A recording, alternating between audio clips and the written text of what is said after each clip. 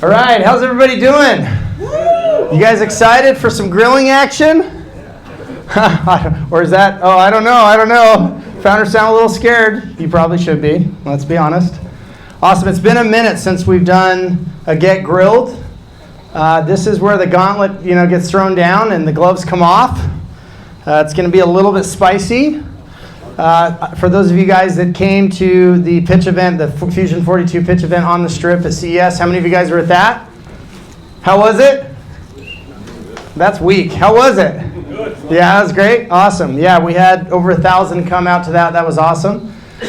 That was a little direct. You guys remember that? Well, this is going to be even more so. But we're not here to insult. We are here to uplift and to share what our perception as investors is of what you're likely to encounter in the market. That's what this is about. And some of you guys have decided to put yourselves up as tribute and to be brave for this process. Before we get into that, though, I'm going to introduce you guys to a few partners. And we have another one of the VCs that's on his way. So he's going to be coming in fashionably late. But first up, we're going to have Mr. Tarby Bryant, our new friend here in Las Vegas. He's going to come and hang out here for a minute. And he's going to share two things. He's got a really cool event that he's doing in April that we're excited about. If you come up here, sir. You got it? Got you? Age before beauty. I'm just kidding. I don't know which is which. Yeah. So he's gonna share what he's working on in April. And then second, every single month, Gathering of Angels gets together. 30 years of experience, hundreds of angels in the network, and he handpicks only the best founders that are ready to get raised, but today we're here to get grilled. That's what this is about. Okay, so Tarby, after you share about this event, we'd love to hear from your experience some of the things that you like to see in a founder when it comes to their ability to receive feedback and to iterate on that. Since that's really what today's about. It's all about feedback, iteration, and that loop, and how as you take in feedback from clients, customers, the market, investors, there's a sweet spot between your vision and your instinct, and at the same time, taking that feedback to get better, to make sure that the problem you're building is the right one, and that your solution to that problem is on track. And you've got lots and lots of experience with these things. So I'd love for you to expound on those two things after you tell us about the Las Vegas Equity Symposium that's coming up in April. So April 23rd, 4th, and 5th at Blackfire Innovation, we're bringing together 20 young, vetted entrepreneurial companies that will present in front of 200 to 250 angel investors, VCs, sovereign wealth funds, family offices, and maybe an investment banker or two. Our partner, the title sponsor, is Blackfire Innovation. That's the venue up on West Sunset, 8400 West Sunset. So it's a 3-day event. The presenters will come in on Wednesday. They'll be trained. We have pitch coaches. We've actually got 15 coaches lined up for the 20 companies. If you're interested in presenting at that event, please send me an email, send me your executive summary, and send me your pitch deck. So as Kurt mentioned, I've been doing the Gathering of Angels for 29 years. I started it in Santa Fe, New Mexico in October of '96. We've had over 5,000 presenters over that time frame, found funding for 450 of them. What do angels look for when they're basically ready to write a check? They like to see a strong management team. People that have been to the rodeo before, know how to ride the horse and not get thrown off too many times, but they get back on again. They need to have a clearly defined exit strategy. They need to have financial projections that are reasonable and achievable, and they have a fair and methodology controlled valuation for their young company. So, it's a process. Part of it is analytical. The other part of it is visceral. If an angel investor doesn't relate to you as an entrepreneur looking for money, you can have the best deal coming across the board, but you have to have a relationship formed. They have to trust you as the CEO. What I often say is that people invest in the jockey and not the horse. You may be riding a different company today than you were 3 years ago, but if you as an entrepreneur are interested, I'd love to be helpful, and Kurt and I both work with entrepreneurs all the time. We try to be helpful. Sometimes we're critical, but it's all constructive criticism. So, Kurt, thank you. So one of the things I'd like to get your perspective before we move on is you've been around for a long time. I personally believe that in a world of Avengers and Marvel comic heroes, there is a superpower that every founder can actually choose to have, and it's called adaptation. And I think with adaptation, you will find that feedback can be your friend, especially if you're willing to take it in. Now, that's not always fun. You have to decide what's true, what's not true, what's useful, what's not useful. But what have you seen from founders that you think are exceptional at this feedback process, since that's what we're here to dig into today? Well, the feedback process is critical. I have a little article on my wall that says an entrepreneur is always looking for money. And if you present one time, as one of the companies did last Wednesday of this week, that was his first time at the rodeo, and he was most appreciative of the feedback that he got from everybody. We have 15 minutes to pitch, 5 to 7 minutes of Q&A, and then we spend 5 to 7 minutes on the valuation sheet. So it's not just pitch and pray, it's pitch and get insight and evaluation from everybody in the audience. Everybody gets criticized, everybody gets patted on the back, but you got to learn from everything that people tell you and make that correction next time that you go into the arena and make a presentation. Awesome. Okay, Mr. Phil Pareto from Millennia Ventures. Tarby, you're going to stay up here. You can move down there if you want, but you're going to stay up here. Just stay where you're seated. That's easier for you. Okay, Mr. Phil, come sit right here. Sure. This is my good friend Phil Pareto from Millennia Ventures. He comes at this from a different perspective, and that perspective is he is one of the good guy advisors that's out there. And so he helps key clients go out and raise capital. I've watched him raise millions of dollars. He's always been great to work with. His clients love him. I really like some of the portcos he has. You're going to give us your perspective on founders that are able, ready, and willing to receive feedback. I literally think this is one of the most important things I look for in a founder. I was with a brilliant founder this week. Great presentation, slick innovation. And I said, hey, I can't understand your sales pipeline. There was nothing about that in here, and it looks like you got a very long sales cycle here. Now, he didn't get... What I like about this founder is he was unflappable, very calm the entire time. But he definitely did not sound open to suggestion when he started responding to what I had said. Now, that was just a mental note in my mind. Okay, maybe not a good fit for me as an investor with this particular founder, even though I would like to bring them to some other opportunities, because I didn't feel like they're very coachable, because I literally suggested, hey, there's no information about your sales process in here, and there wasn't a lot of accountability in the response. Mr. Phil, what are your thoughts on this and hallmarks you see of founders that are ready, willing, and able to take feedback? Founders, you know it all. You know it all. You do. You know it all. And and some of you do. You know a lot. You know a lot. But just give yourself, open up that little part of your brain, just for the 15 minutes that you're meeting with an investor, a potential investor, or someone who you think in your mind is not going to invest in you at all. Just give yourself a little bit of an opening to hear what he has to say, because later on down the line, someone else might say it in a different way, and then something might click for you, which could lead to other things, including investment. Yeah, I think that, at Fusion 42, and we do things a little differently than the format at Gathering of Angels. I think there's different value to different formats. We do Pitch Kung Fu every single Thursday. That is there for a specific purpose. It's your training room. The reason we have the Danger Room on Telegram, where you can upload your pitch every single week, is to get live feedback from experts, other founders, and other funders. Yes, there's always money in the room, but the format is slightly different. But the bottom line is at the very least, if somebody's pitching, my opinion, this is just my opinion, I think that I owe them feedback.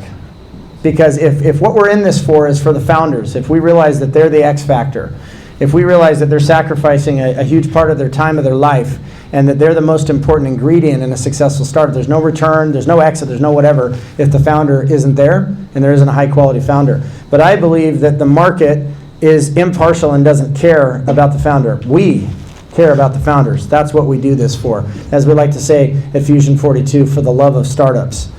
Okay, our other VC is on his way, lost somewhere, probably out in the halls. Somebody wants to duck their head out there and find Adam, that'd be helpful, but we need to get moving. Dark hair from Brooklyn, James. Probably shaved. Anyway. Okay, we're going to get started with our very first presenter today. We're going to give you the rules of engagement here. You can sit down there, you can sit up here, it's totally up to you. So, you good? Yep. So, Tarpy's a gentleman, but today he's going to be a little more direct in his feedback. So, today's purpose is to just be as quick as possible to expose what might be holes in your presentation, in what you're building in your venture, and we're here to serve these founders that have chosen to be brave.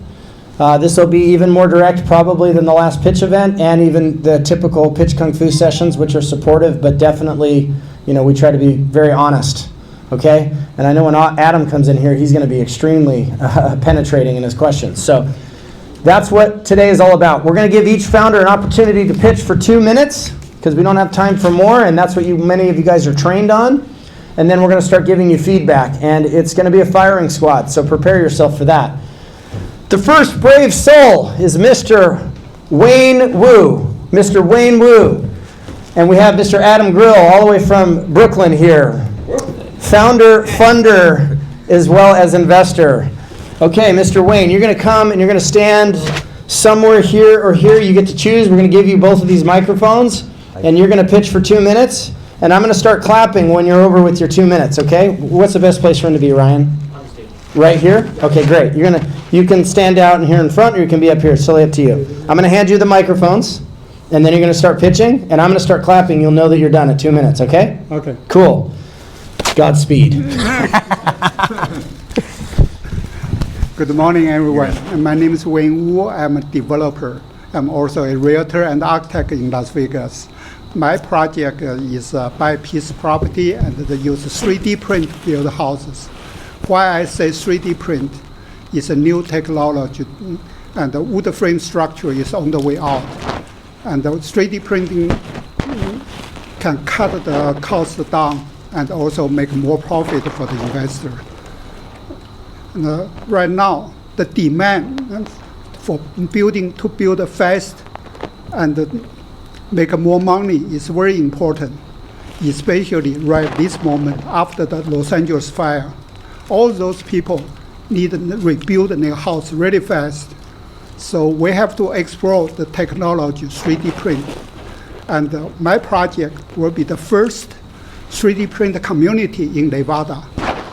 And I would, on the way to finish, I will train a lot of young engineers to use the machine to build more houses. It's very important.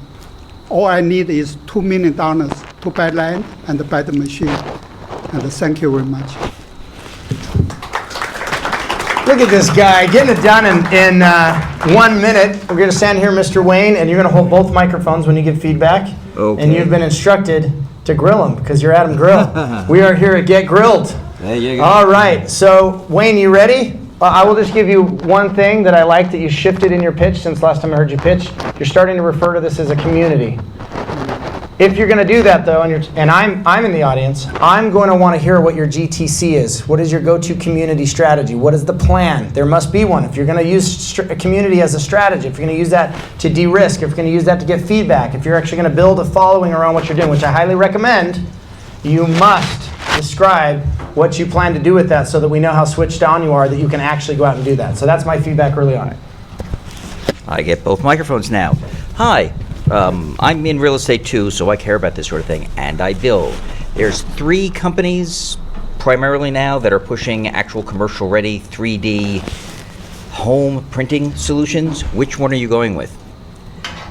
The machine actually is made in Europe. It's called a Cobalt. Okay. Yeah. They will send a technician over here to teach my technician how to use the machine. That's not very portable. It needs 2 trucks.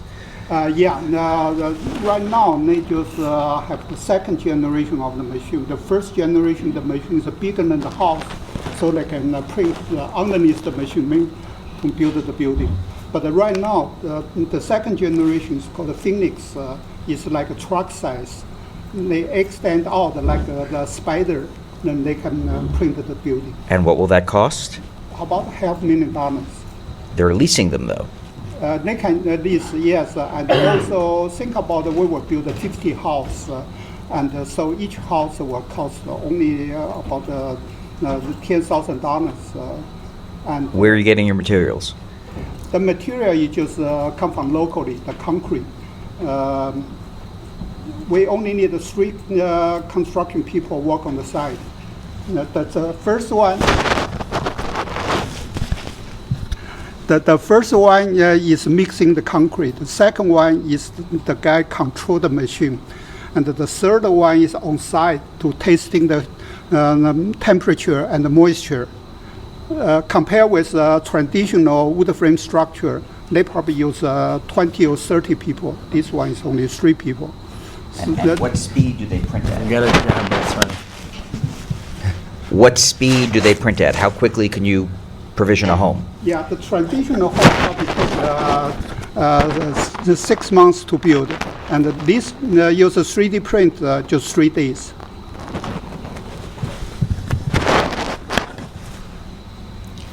You have a site picked out?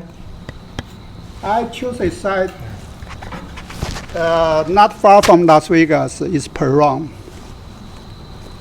Outside of Vegas. I know.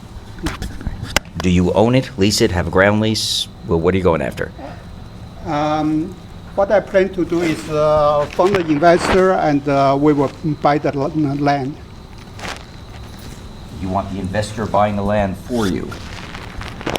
Yeah, we use a company to buy the land.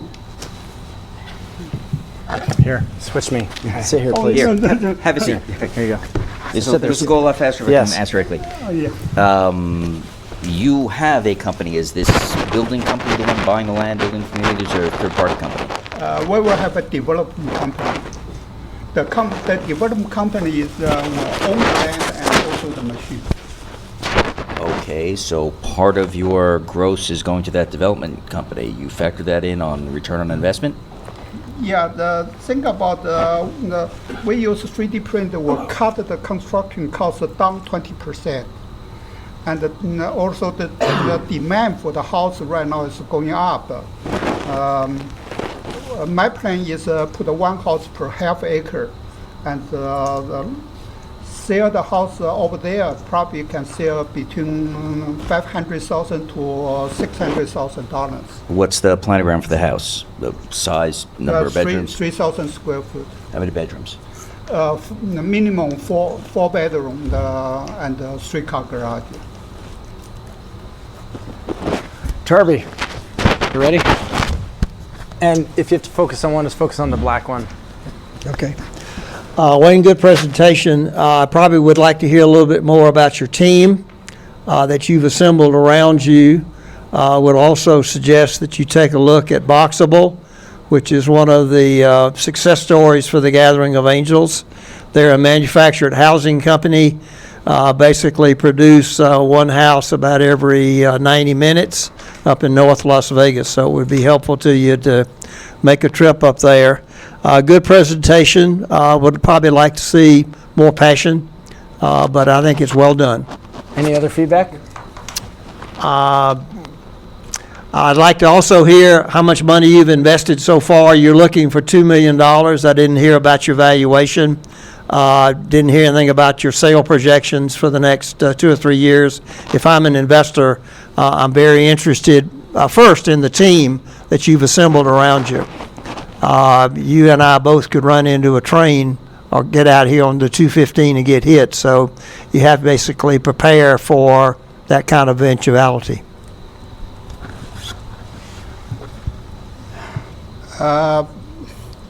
First, talk about the team.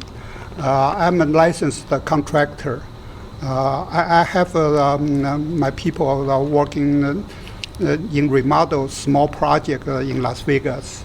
So I can elevate their service to the whole development company. And I also plan to work with UNLV. It's a really new technology. And I talked with some architectural professors. They like the idea. We may have a design competition to encourage more young people join this field, the 3D construction. Then for the 3D construction, it's very new in this country. So far, it's only in Texas. There's a developer. His name is Jason Bola. He used the 3D print to build some houses in Austin, Texas already. So we are not the first one to enter this field. However, we will be the first one in Nevada. And we can always go to the Texas, ask them to be our advisor, because they already make a lot of mistakes in the last 5 years. If you watch the YouTube, you know they made a mistake. We can correct it very easy right now. It's going to save some money for the investor if you make a mistake. Yeah.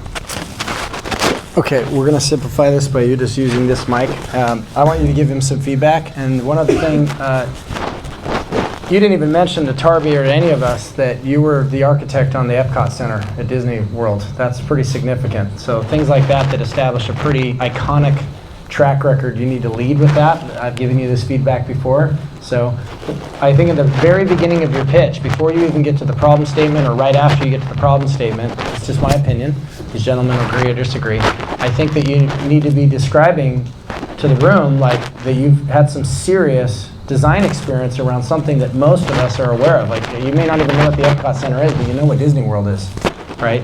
And so to build something that was a part of my childhood, but also just is something that is known by millions and millions of Americans, is something that really will get people's attention, I think, in the beginning. So that's something I'd mention as feedback. Phil, what's your feedback for me before we move on?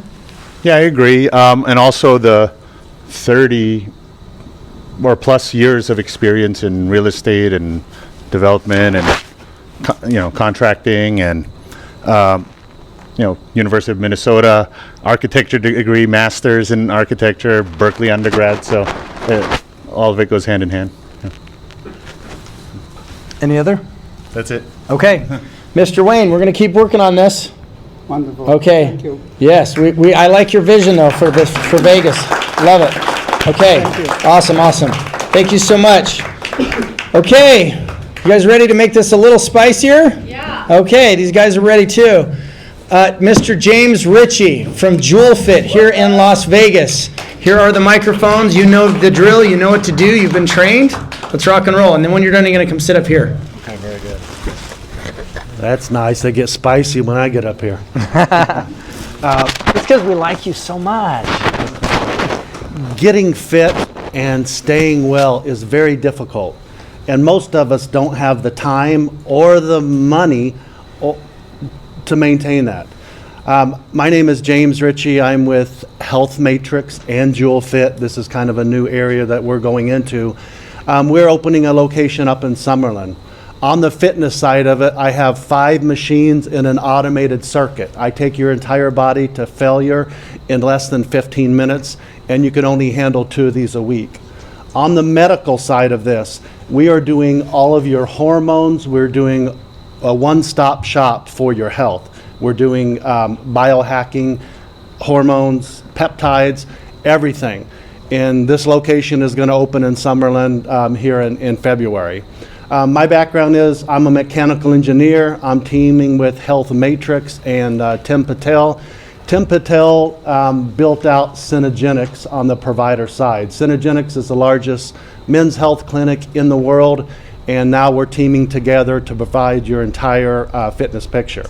We're going to market. We currently have in Las Vegas, we have more than 2,500 people that fit into our category. We're targeting higher income people and people who don't have the time to spend the 2 to 8 hours in the gym each week. We're currently raising $3 million for the Jewel Fit side of the business. That's to build a standalone Jewel Fit test model. The clinic is opening in February. So eventually in the Las Vegas Valley, we believe that we'll have 3 clinics. This clinic will do all of your medical plus your fitness, and then we will have 10 to 12 feeder locations that will take care of your fitness in 2 sessions twice a week. My name is James Ritchie. I appreciate your time.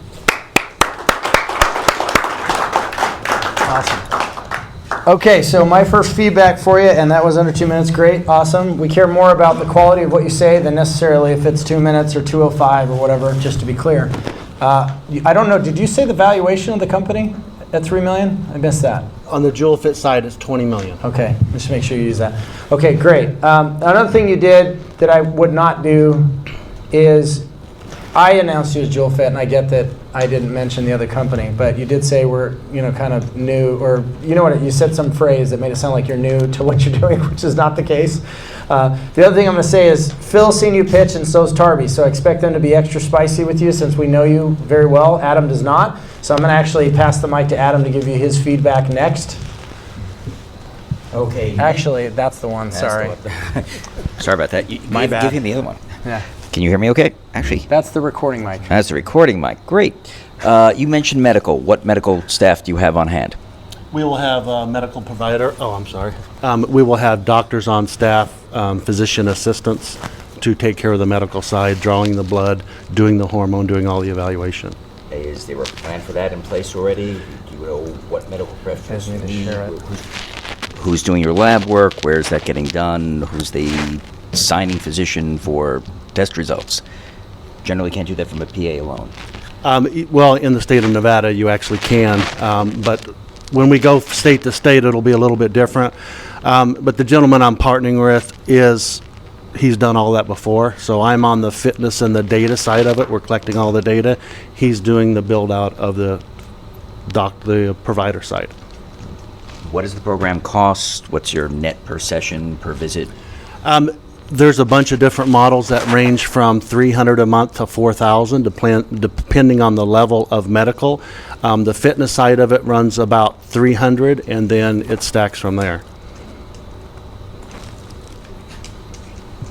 Is there anything you're actually treating there in a medical capacity? Yes, we're doing your complete hormone profile. We're using peptides, so everything medical. Concierge medicine is where we're at with this. This is not covered by insurance. We're testing your hormones. We're doing TRT, anything to adjust, and custom nutrition. So we're doing one-stop medical beyond acute. That would be nutritional and some hormonal stuff, but it's not one-stop medical. Well, anything. If you break your arm or if you've got a serious disease, you're going to be going to a specialist. In our facility, we're treating your overall health. We'd normally treat that as wellness and not medical. Even if you have a medical component, there's liability for saying that it is medical. Well, if you look at the Synergenics model, there is medical on staff. So we are providing. You're not Synergenics. No, we're not. Yeah, so what's your model? Where our model, if you look at, we're going to do genetic testing for your blood, gene expression, so we're doing your custom nutrition. We're doing all your hormones and adjusting the hormones through, we're tending toward the natural side, but through medications. We're also doing aesthetic testing. We're also doing peptides. So is there a way that you would like him to pitch portions of this for Jewel Fit versus the other company that was mentioned, since that's a joint venture, I believe? Yeah, I would definitely downplay the medical. Talk about how you're getting into specific blood chemistry and genetic testing to match fitness and wellness goals towards that, but stay away from medical. It is a liability, and it's your liability, not your partner's. So unless you're carrying huge insurance for misdiagnosis and other things like that, don't walk into that buzzsaw if you don't have to. It's not a necessary part of what you're doing. You're still providing value with having some genetic basis for nutrition, wellness, general good life sort of stuff. And even if you get a medical thing, you've got a team of professionals outside of both you and your partner. There are a lot of great hospitals here that you can farm that out to, and you'd give a complete profile of a history of, you know, peptide presence and genetic anomalies and other things like that if you actually have that data. Okay, I appreciate that feedback. No excuses. This is my first day of putting these two together. We're in talks of bringing the two companies together. All right, I love it. I'm going to hit you with two questions, and then we're going to pass the mic to Tarby for his questions. So the first one is, what is your response to people that say, well, wait a minute, James, are you jacked? You're a big dude. But what's your response to that? Because that's something I've heard when people pitch, like, hey, when you've pitched, is if this system works so well, and their perception may not be that you're jacked, which is extremely muscular, for those that don't know what that means. What's your response to that? And then I have another follow-up. Okay, very good question. I am the process on the medical side of going through, I have a hormone issue at my age of 57. I am stronger than muscle-wise, probably 95% of the people who come through our system. So I am going to go through the medical side of it for the hormones to get to where I need to be. Awesome. Okay, appreciate that. Number two is, for those that would ask, hey, it sounds like you've been raising for quite a while. What's up with that? Is that a failure of the market not liking what you're doing, or that investors don't believe in you? So if that question was asked, seems like you've been raising for a minute, what's your response?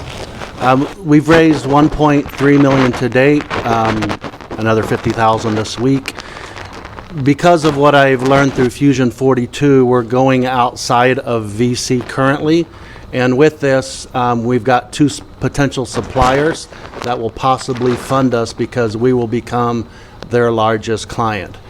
Each of the gyms goes into 2,000 square feet, and we have 3 video walls that are 30 feet long and 8 feet high. With that technology and a supplier out of New York, they are looking to fund our location because we become their biggest customer. What is it that you heard at 42 that made you realize that the majority of the liquidity the founders are seeking to fund their companies, I hope everybody's taking notes, sits outside of the VCs, the angels, and the friends, family, and fools? Well, I'm considering funding sources now that I probably never would have considered before. This includes 2 suppliers possibly funding us, and also we're looking at underwriting a bond right now. There's a company that wants to underwrite a bond and possibly fund in that mechanism. That came from one of our pitch events. Awesome. Yes, it did. Awesome. Cool. All right, Mr. Tarby, what are your thoughts? And Adam, if you could play Vanna and pass that back and forth, I know that's a pain. James, good presentation. You did talk about the capital you raised in the answer to the Q&A side here. I think I would mention that basically in your pitch, that, you know, an investor like myself or Adam or anybody likes to know that somebody else is taking some of the risk up front, and that you've got skin in the game and not just blow and go. I think it's well done. I think that I didn't hear any more. I heard about Tim Patel. I didn't hear about anybody else on the Jewel Fit team. You know, that you've got 3 people on your team, you've got 6 advisors that you listen to on a regular basis. Again, I gave a presentation down in Georgia recently. Somebody asked, what are the 3 most important things for a startup? And it's easy. The team, the team, the team. So it's all about the team. So nice job.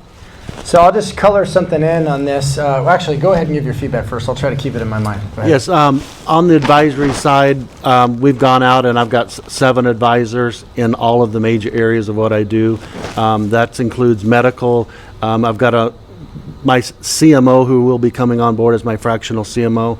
His clients have had $9.3 billion in exits. I've got Mark Rangel, who's in the med tech space, which fits a lot of what we do.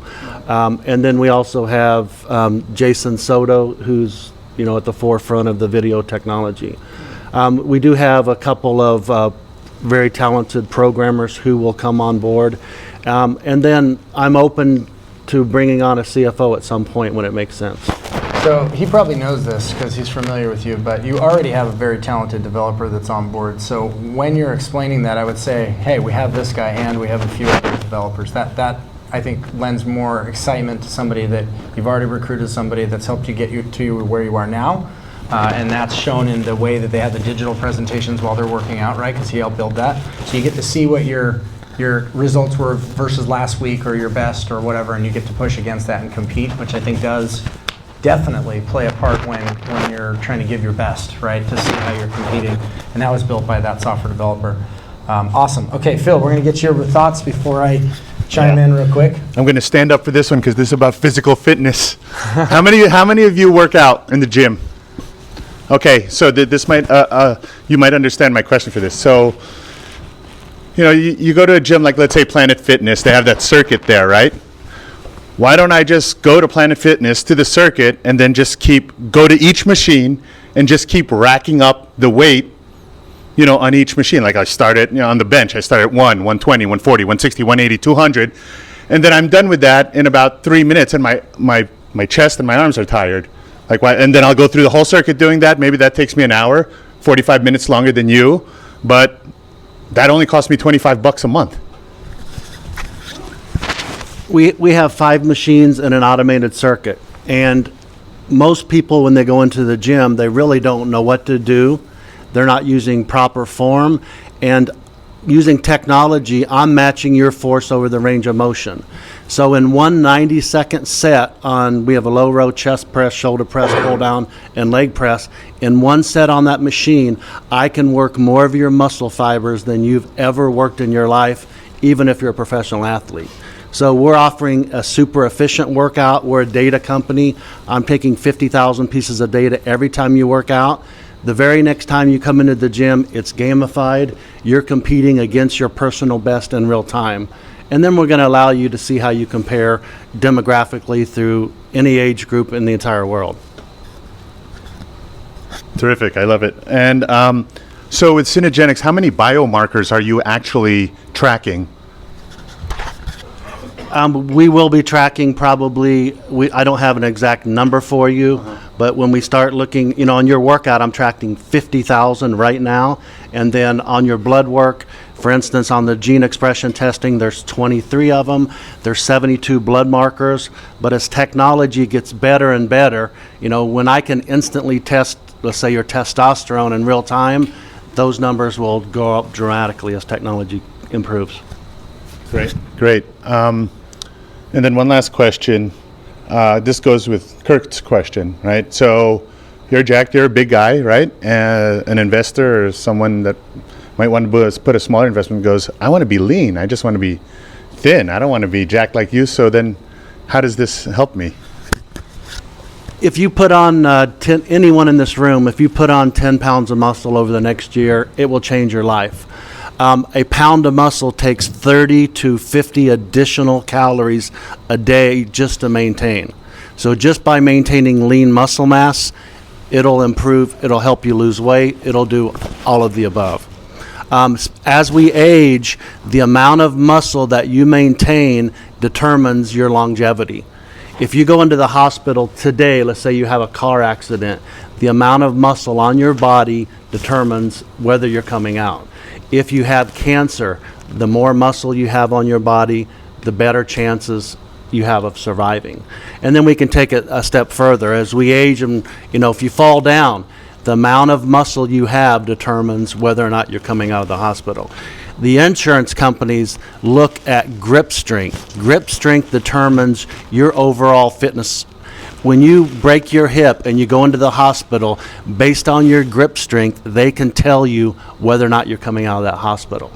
So the muscle is more than just fitness, it's your wellness and your longevity. Yeah, and this is very proven in all studies that resistance training is really the key to longevity. That's the reason why Mr. Tarby does it. It's the reason why, you know, all the greatest athletes do it. So something that Tarby and I, we agree on most things, but something we very much agree on, something that you guys will hear in all of the Raise interviews for those of you founders that are listening to all the Raise fundraising summit we did in December. We've got the next one coming up in a couple of months. We did 55 interviews with some of the best fundraisers in the world. We're talking people that in the last 4 years were able to raise $1 billion when everybody else said it was difficult. And one of the things I noticed being a VC, that there's breakages in 3 major components that I believe are ingredients that a startup needs, in the same way that we have 3 macros in the body: fat, carbohydrates, right? And what's the other one? Protein. Protein's probably the most important one. There are also capital macros, I've noticed as a VC. And I noticed as time went on, these three things would break. And if they break and you don't fix them quickly, you stop your growth pattern. So it's almost like these things have to grow, and as they grow, they break, and then what happens is either the team or the team plus the coach on the edge of the field, which could be the advisor or could be the VC or the investor, the job is to make sure that as those things break, you fix them quickly. So the 3 capital macros are client and sales capital. That's your revenue into the business, the data into the business. This is the amount of users you have, right? Dollar capital. This is what everybody thinks is the most important resource into your business. It's not true. This is any form of investment capital that's coming into the business. And then third is your team capital. Coming back to the thing that Tarby's been bringing up so often is your ability to build a team that wins, because no player wins a championship. That happens from a team.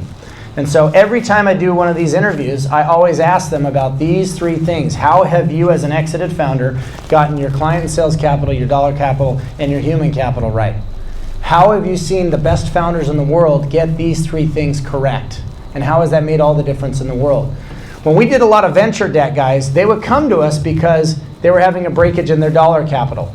So they were using our capital to velocitize their company so that it goes like this. If there's a breakage, you end up slowing down. And examples of breakages are, number 1, hey, we're outstripping our ability to produce the product. This is not something most startups have problems with, but it does happen, where the sales and the marketing is so good that you have more clients and leads coming in than you can service. And this has happened with some of the companies we've backed on the manufacturing side. A breakage in dollar capital would be running out of money, or producing things in a certain way where your margins haven't gotten to the point where you can actually keep up. So sometimes you need some additional capital. That's one to be really careful with, though. There's all sorts of different types of breakages in dollar capital. And then last but not least is team capital. And there's any variety of things that can break on your team. Sometimes it's that you're growing so fast, you've hired a COO at 30 or at 120, and now you're sitting at 600, and that's not the right COO anymore.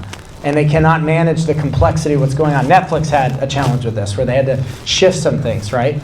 So the best companies in the world understand these things, and they fix them as time goes on. But I will just say, building the right team is critical, because past, say, $30 million in revenue, you will not be able to manage it without the right team. Because one person can't do that leading a company, and that's usually where it starts. Sometimes it happens at 10 million, but definitely at 30 million, you end up with a different beast. All right, Mr. James, thank you so much. All right, next tribute. Mr. Jorge with All In. Come on down. All right, you're going to hold both of these mics. You're going to pitch, and then we're going to do the thing. All right. Hey, guys. All ready? Yeah. All right, my name is Jorge Raciel. I am the founder and CEO of All In. Over the last 15 years, I've been an entrepreneur and small business owner. Most recently, 5 years ago, I launched a tech-enabled company where we did over $4 million in revenue with 10,000 customers in 50 countries. Last year, I launched a top 1% Kickstarter campaign, over $1 million raised from 10,000 backers. And over the years, I've worked with so many entrepreneurs and aspiring entrepreneurs from different countries that I saw a problem that now research is backing. 3 out of 5 adults are walking around everywhere with an entrepreneurial idea. 92% of them don't act to make that idea a reality. But are the people that do start that journey. 65% of them are not seeing traction when it comes to building community and finding those initial customers while using social media platforms. That's why we built All In. All In is like a GoFundMe meets Reddit meets Instagram Live. It's an all-in-one platform that allows mission-driven change makers and aspiring and new entrepreneurs to launch their ideas, build community, get that initial financial support, and get that feedback, and increase their chances of success. We've invested $200,000 already in developing the MVP, which we're launching later this month. We're just waiting for Stripe's approval.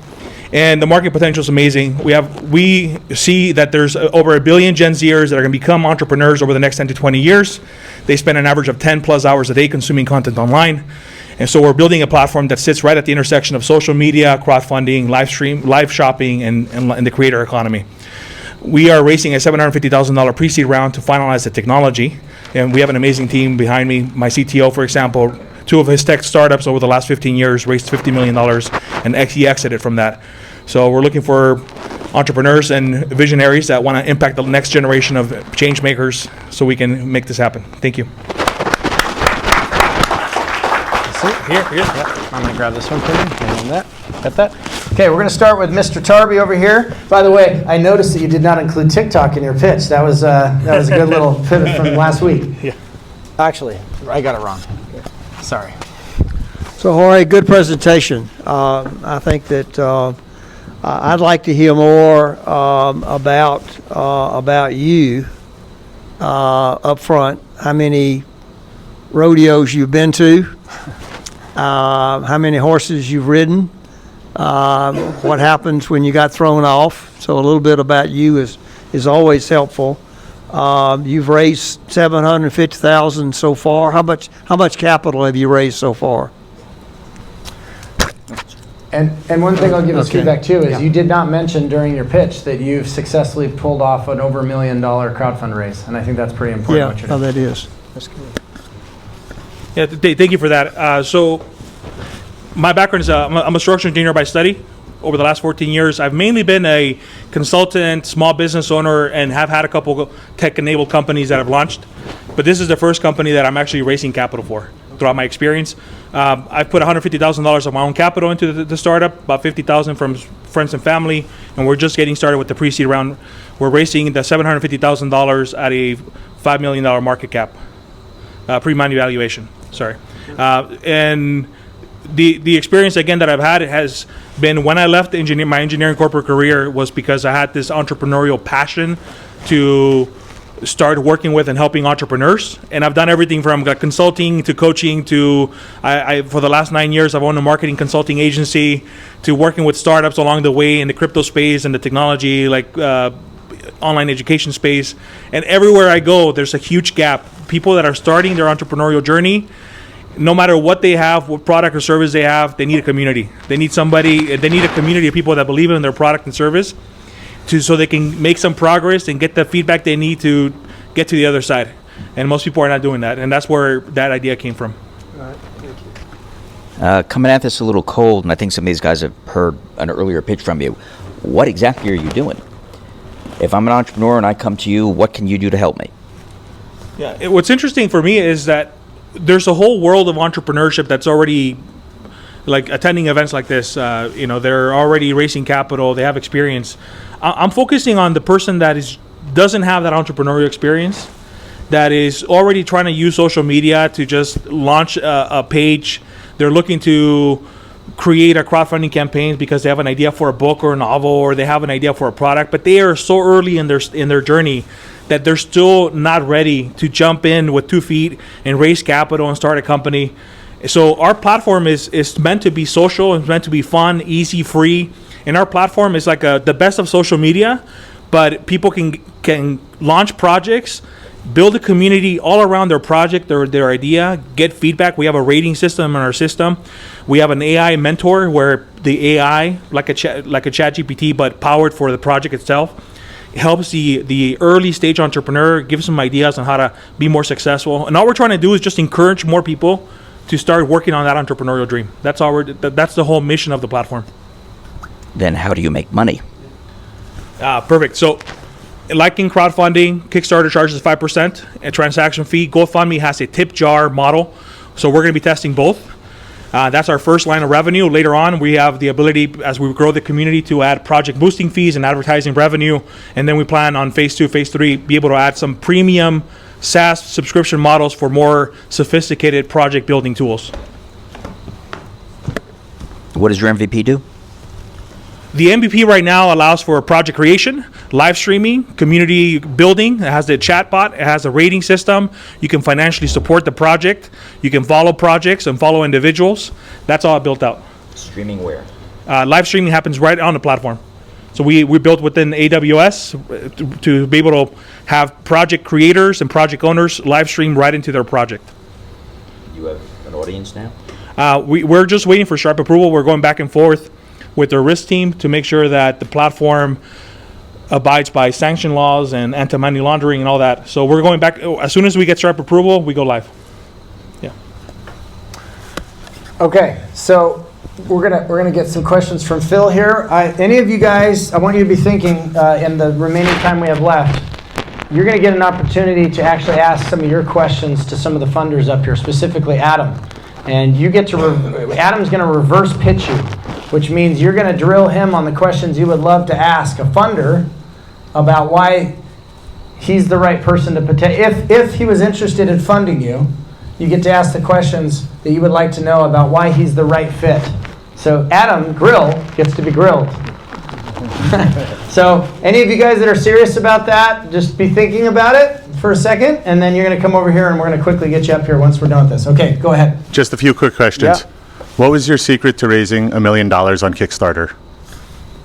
An amazing marketing team, amazing graphics, amazing video, and a lot of ad spend on social media advertising. And how many founders / investors do you have on your, I guess, pre-launch list for your startup? So our go-to-market strategy is multifaceted. Over the years, we developed relationships with government officials that lead economic development for Panama or Colombia or Costa Rica, and we're working with them. We have access through an organization called the Academy of Entrepreneurs out of Sydney. In Southeast Asia, same. So we're going to tap into entrepreneurial organizations, government officials, but then on the other flip side, we're also going to go after influencers to try to get people onto the platform. And did I answer your question? Yes. On that? Okay. So yeah, so it's multifaceted. We're going to do everything it takes to get people on the platform. We know that once people come on the platform, because it's free and it's not about us and not about me or the platform, it's about their project, their dream that they want to share with their friends and family, and we expect that we're going to gamify that so that there's more virality and we can get more growth. Yeah. Got it. So that one, you said you had a couple of options of how to monetize it. If you decide to take that option of 5%, are you 5% on the back end? Are you planning to be a broker dealer as well, or getting your broker dealer license? Yeah, we're staying away from all the Reg CF. So all of the crowdfunding that occurs on the platform is either donation-based or reward-based. One of the features that's already built into the MVP is that every project creator has a give back, which is technically a reward. How do they want to give back to their supporters? And that's a way to incentivize more support. But we're staying away from investing, and we're utilizing investing terms in this platform. Last question. You have a terrific entrepreneurial background. It's like you're made for it. Do you really want to democratize the capital raise process? I need capital to do what we need to do. That's one thing that is very clear, because I keep putting my own capital into it and hiring amazing developers, as you know, and engineers. It definitely takes capital. But the whole mission and purpose behind the platform is to inspire more people to take the leap into that entrepreneurial journey, even if it's years away from them actually starting a company, even if it's years away from them thinking about raising capital. But it's just getting more people to start taking action and talking about those projects and dreams and ideas that they have. Okay, so Thank you. Yeah, so I think that there's three things that, if I'm being really direct, that I could see as big impediments for you. The first one is that small business owners and founders are absolutely, unequivocally atrocious at marketing. They are so bad at it, I can't even begin to tell you how bad they are at it. And what I mean by that is the average function of a business is to get leads and sell clients. That's how you have a business. And doing over 1,000 events, I've seen how poorly people are. They're really good at their product, they're not good at marketing it, and they're not very good at selling it. And considering that this is kind of akin to a crowdfund type of a situation, the dirty secret of crowdfunding is you need to have a crowd, which means you need to be able to market and build a community around you. So I don't think that you've explained enough for me to feel confident that that's clear how you're going to take, especially since you're talking about less sophisticated, no disrespect, individuals That is an enormous, enormous, enormous lift to do that, because even founders that are more switched on struggle with marketing their project and actually getting the feedback. So that's something that I'd be very, very concerned about, unless you're just going to be like sink or swim, which is something Fusion 42 does not agree with. We do not believe in the power law. We think that the power law is what it is because most funders do not want to make the time to teach founders what needs to be done, and most founders want to skip what needs to be done in getting market ready. The onus is on the founder to be market ready, not the funder to do that work. And the funders are like, hey, I'm too busy looking at thousands of deals. If you don't want to come correct, or you don't want to come ready, for the market, demonstrating that they want to buy what it is you have to offer, what do you expect us to do about it? And that's why we get the power law. And the power law dictates that 98% plus of all startups are going to fail, and that they're never going to make it. The other part of it is the fundraising part. And this is something that we can have a more substantial conversation after you charge through all the interviews. You've not demonstrated to me that you really understand at depth and detail fundraising across the board as far as capital categories, capital types. There's 60 plus different types. It gets very complex if you're trying to really go after the spectrum of available capital. Now, I understand that this platform may skip that and say, hey, we're just going to get Main Street dollars, right? I get that. But if I'm a platform owner, that's one of the major functions of my platform, I would still want to know all the options, even if I'm having the majority of my audience focus on just a few and harvesting basically money from the everyman and from Main Street. Does that make sense? Yeah. Yeah. And then third, I'm a go-to community guy. And I do not hear enough depth on that. That is a thing where there's intentional design that can be built into the way you do events. I was chatting with a group this morning that's raised over $1 billion. And I can tell them from looking at their structure, they're doing some things exceptionally well. But if we add a GT strategy to their process, they will raise double that, triple that, quadruple that. The thing that I say, and the thing that I think makes some of the things that we do very different with our events, is we don't do events. We build communities that do events. There's an enormous difference in the order of those things. There's an intentionality, there's an energy. If you guys have come to the Fusion 42 events, the Venture House events, we do things very differently. If you come to one of our mastermind dinners, we do things very differently. But the main thing that's different is there's an actual real community that happens between. Not just we throw an event and you come and you show up. Everybody can do that. It's the reason our family office events are very different. Family offices can afford to buy anything they want. They have all the money in the world.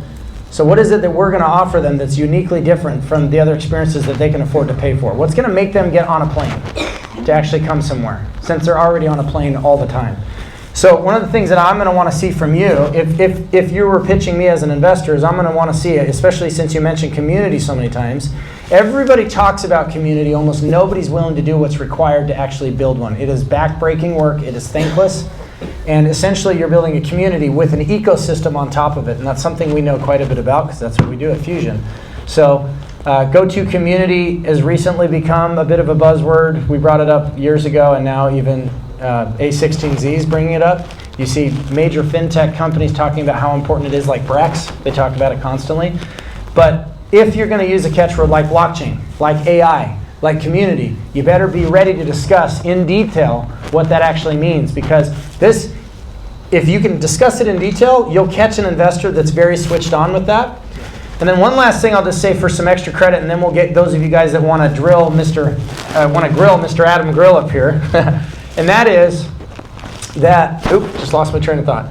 That is. Can I say two things? Yeah, go for it. Really quick. So two things. One, 100% capital raising is the one thing that I'm very new to, and that's why I'm part of Fusion 42. Yeah. The go-to community. One of the aspects of our platform that's very unique is that we're going back to the engagement and community building algorithms that social media platforms are using now, where they have a 1 to 2% engagement rate, and we're looking at transforming that and increasing the engagement rate on our platform to be able to increase the community building features. So that's the one aspect that we're definitely looking at right now. Yeah, another thing I'd say is there's the reason I tell governments and other groups that essentially, and I don't know if Tarby feels this way about his group, but I'm willing to say it. Fusion's we're basically professional startup babysitters. I mean, that's the reality. They're like, many times they're babes in the woods. They're amazing experts and visionaries at the thing that they're working on bringing to market, but they know almost nothing else. And a lot of times we spend an inordinate amount of time telling people their babies are ugly.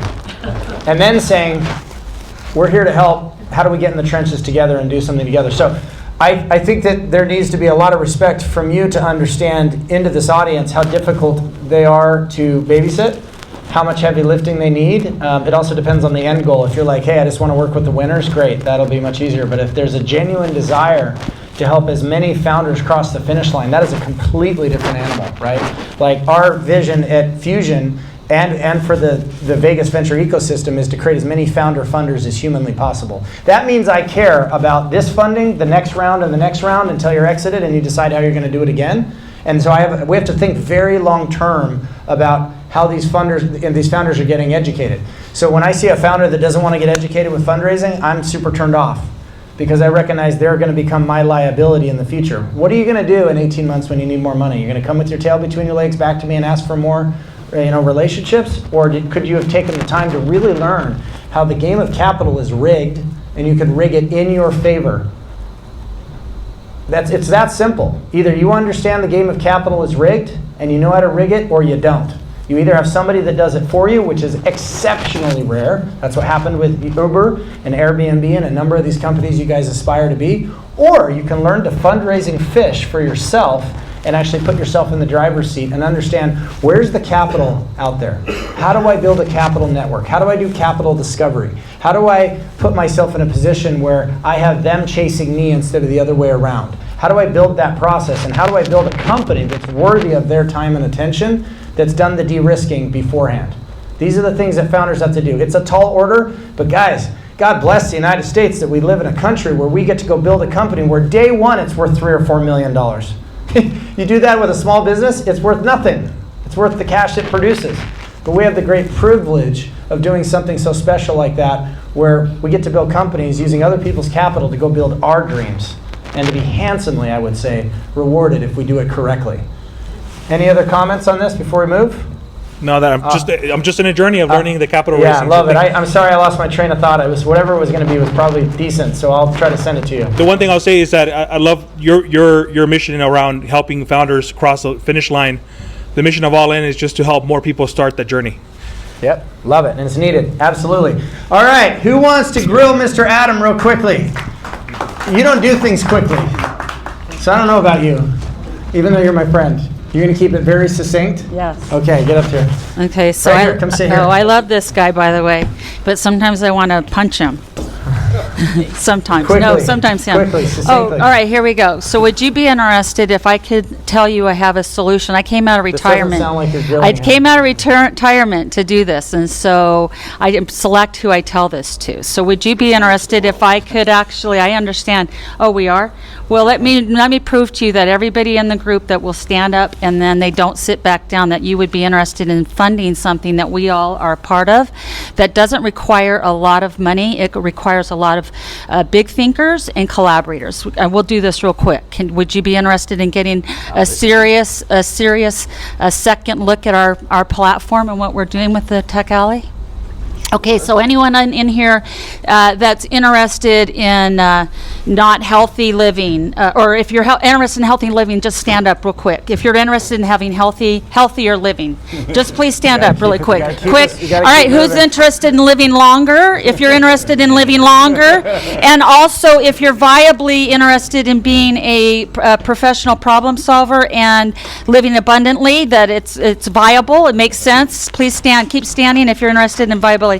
Okay, oh, we had some people sit down, huh? So you don't want to be healthier abundantly, or, okay, so maybe another time, I'll talk to you later. Okay, awesome. Okay. What's the dog's name? Thanks for coming up here and not following instructions, but that's cool. All right, we're going to do a group picture before you guys leave. Who actually wants to ask a legitimate set of questions to Adam? This is an opportunity I would take if I were you. Oh yeah, I'm a wealth of information Okay, here. come up here. So you're going to ask him some penetrating questions or get him to pitch you on why he's the funder that should work with you. If there was a theoretical project that you had that he was interested in. I don't need you to pitch the project. I just need you to do the reverse pitch with him. You can sit here or wherever you want. So my name is John Lundell, and I am with Funded Club, so I'm on the team capital side. Cool. We focus on helping startups, build their teams. But I'm also very interested in the marketing and sales side. So I like to know very early on, regardless of what cycle a company is in, what's their ideal client profile and what is their market game plan very early. We've got a lot of moving parts, so we have the ability to look from pre-ideation, if there's a serial founder that has something in the back of a napkin that he wants to turn into something, to big grown-up companies just looking to scale a little bit bigger. We can play across a lot of different markets, and we have 142 dedicated industry solutions groups, laser focused on their particular area that makes things interesting. Each one of them has a very specific client profile, and I could spend a very long time here outlining all of them. Me, I like guys doing things that are clever. I like guys doing things that are clever with teams that can actually make things happen. I like to know that they've got a little bit of financing, that we're not the only ones in there doing heavy lifting. And I like to know that if we're getting in there, sharing that journey with them, that we can make a difference in what they're doing. Some positive effect that we can clearly demonstrate that they clearly need.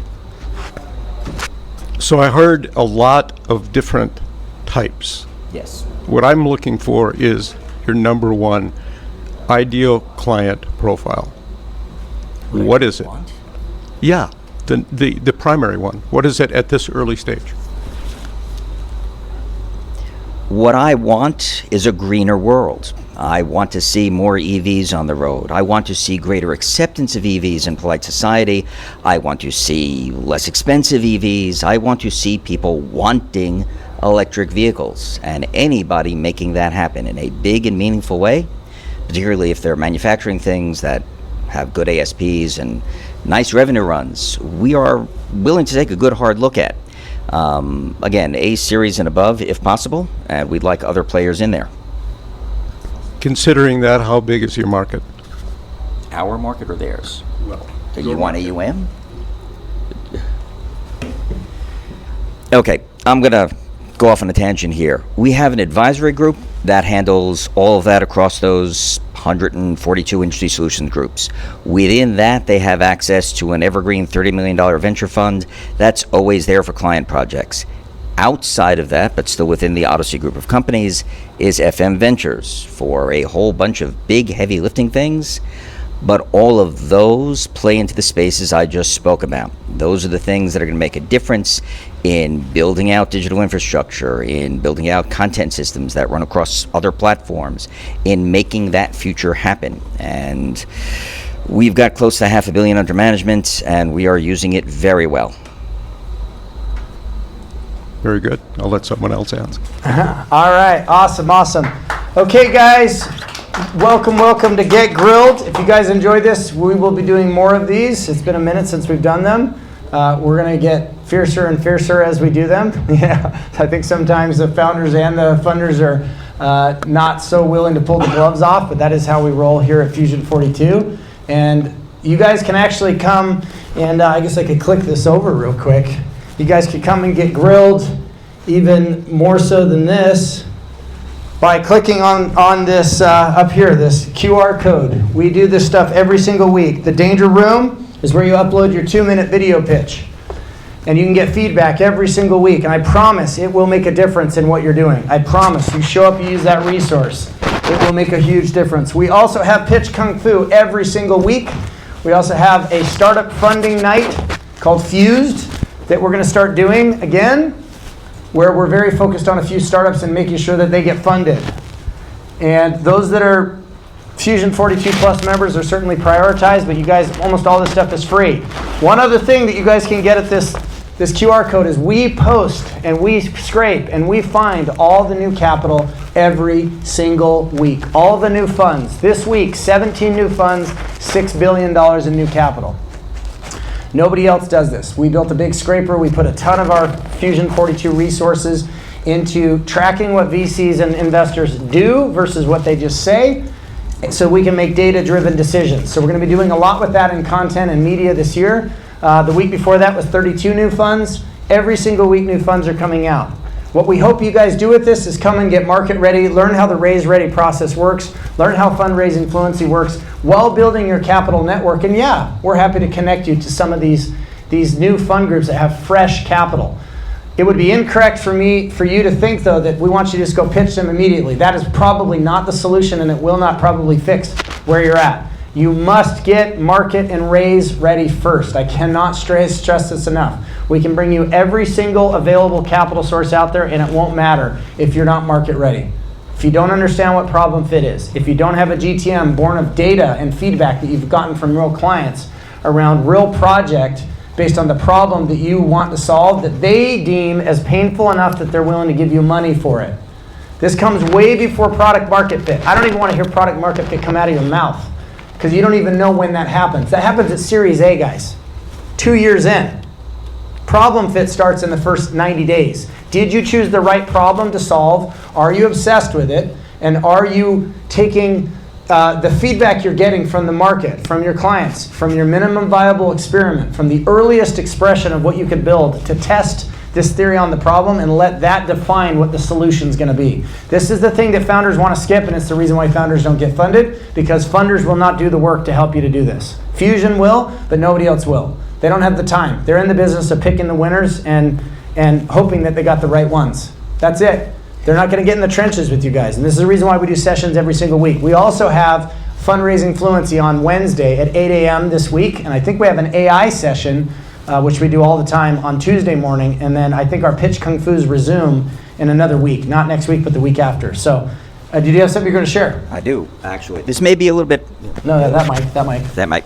This may be a little obvious, but you've got a bunch of people up here in this Diaz that have money. You're all entrepreneurs, including the presenters that were here. I have no way of reaching out to you guys. I don't have any of your contact information. If you've got a card or something else like that, you want us to know who you are, it'd be a really good idea to give us one. It would be helpful. Even better than that is in the Telegram community that's mentioned up here. That's how you connect. We have 20 channels with experts in each channel. You want to learn about financial modeling, we got you. You want to talk about GTM, we got you. You want to talk about startup validation, we got you. It's provided you're serious and actually want to learn and do the work, we got you. You're not going to find anybody else piping you the data, bringing you the relationships. You want to get on LinkedIn and download these crappy lists of investors? Good luck. You don't know if they have capital, you don't know if they're ready to allocate, and you certainly don't know how to get a relationship with them. Right? So come and actually be willing to learn, you'll be in the right hands. All right, come on down, guys. Let's get a group picture. And thank Mr. Adam Grill. And if you need to get in touch with Adam, you just hit me up. It's real simple. And this right here, guys, is the Top Startup Awards. If you guys were not at Top Startup last week, it was awesome. We had a bunch of founders that have set themselves apart in this market.